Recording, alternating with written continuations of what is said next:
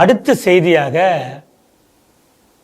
2 மாதங்களுக்கு முன்பு நடந்த செய்தி சார். அது ஒரு கல்லூரி பெண் முகத்தை மறைத்து கொண்டு டிவி முன்பு வந்து பேட்டி கொடுக்குறாங்க. இந்த மாதிரி ஒரு திமுக பிரமுகர் என்னை ஏமாற்றி விட்டார், நான் கல்லூரி படிக்கிற காலத்திலே என்னை ஏமாற்றிட்டு கல்யாணம் பண்ணியிருக்காரு, ஏற்கனவே நிறைய பெண்களுடன் அவருக்கு தொடர்பு இருக்கிறது, என்னை கொடுமைப்படுத்துறாரு, அவர் மீது காவல் நிலையம் சென்று புகார் கொடுக்கும்போது எங்கேயுமே அவர் புகார் எடுக்க மாட்டேங்கிறாங்க அப்படின்னு சொல்கிறாங்க. அவர் பெயர் சொல்கிறதுக்கே நமக்கே ஒரு மாதிரியாக இருக்குது. அதை எப்படியாவது டிரான்ஸ்லேட் பண்ணி பார்க்கலான்னு பார்க்குறேன், எனக்கு அது வரமாட்டேங்குது சார். தெய்வ செயல்னு அவருக்கு பேர் வச்சுருக்காங்க. அப்போ அப்படிப்பட்டவர் மேல இதுவரைக்கும் எந்த நடவடிக்கையும் இந்த அரசு எடுத்ததாக தெரியவில்லை சார். அந்த செய்தியை வெளிக்கொண்டு வந்த ரிப்போர்ட்டர் மேல தாக்குதல் நடத்துறதுக்கு அவங்க முயற்சி பண்ணியிருக்காங்க. அவர் அரக்கோணம் போலீஸ் ஸ்டேஷன்ல கம்ப்ளைண்ட் கொடுத்திருக்காரு இந்த தெய்வ செயல் மீது. இந்த செய்தி எப்படி சார் பாக்குறீங்க? திராவிட மாடல் ஆட்சியில பத்திரிகை சுதந்திரம் எந்த அளவுக்கு நல்லா இருக்குங்கிறது பார்க்க. பல இடத்துல மணல் கடத்தலை சொல்ல வந்த பத்திரிகையாளர்கள் அடித்து விரட்டப்பட்டிருக்கிறார்கள். பல இடத்துல கோயில் ஊழல்களை சொல்ல வந்த பத்திரிகையாளர்கள் அடித்து விரட்டப்பட்டிருக்கிறார்கள். பல இடத்துல நேரடியா திமுக கவுன்சிலினுடைய ஊழல்களை, பாலியல் குற்றத்தை சொன்ன பத்திரிகையாளர்கள் மிரட்டப்பட்டிருக்கிறார்கள். அதுல இது உண்மை. ஆனா இது தெய்வ செயல். ஏனென்று சொன்னார், அந்த மனிதர் பெயர் கொண்டவரின் செயல். ஆமா, ஏன்னா அந்த மனிதர் பாருங்க, கிட்டத்தட்ட 20க்கு மேற்பட்ட மாணவிகளை இந்த மாதிரி பாலியல் பலாத்காரம் பண்ணியிருக்கிறார். எப்படி ஏமாத்தி பாலியல் நீங்க அண்ணா பல்கலைக்கழகத்துல என்ன பண்ணீங்க? யார் அந்த சாருக்கு இன்னும் கேள்வி வரல.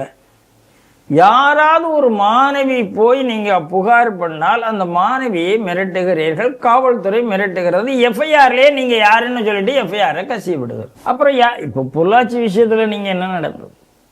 அவங்க ஐடி தெரியக்கூடாதுன்னு தானே பயந்தாங்க.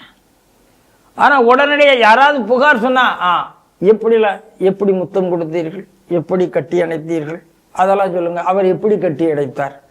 கட்டி அணைக்கும் போது இடுப்புல தான் கட்டினாரா, கையா அல்ல இடுப்புக்கு மேல வச்சு கட்டினாரா? இப்படிலாம் ஒரு போலீஸுக்காரன் கேள்வி கேட்டான். நான் அவனை முதல்ல என்ன பண்ண.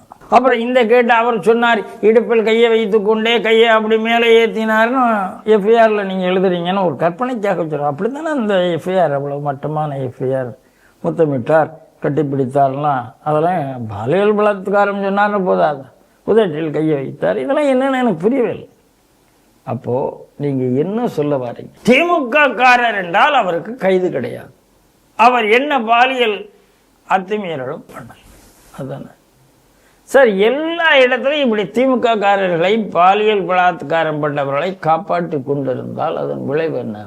இப்ப தெய்வ செயல் விஷயத்துல மக்கள் கோபம். ஏன்னா இந்த அண்ணா யூனிவர்சிட்டி விஷயம் வந்ததை தொடர்ந்து இதுவும் வந்தது.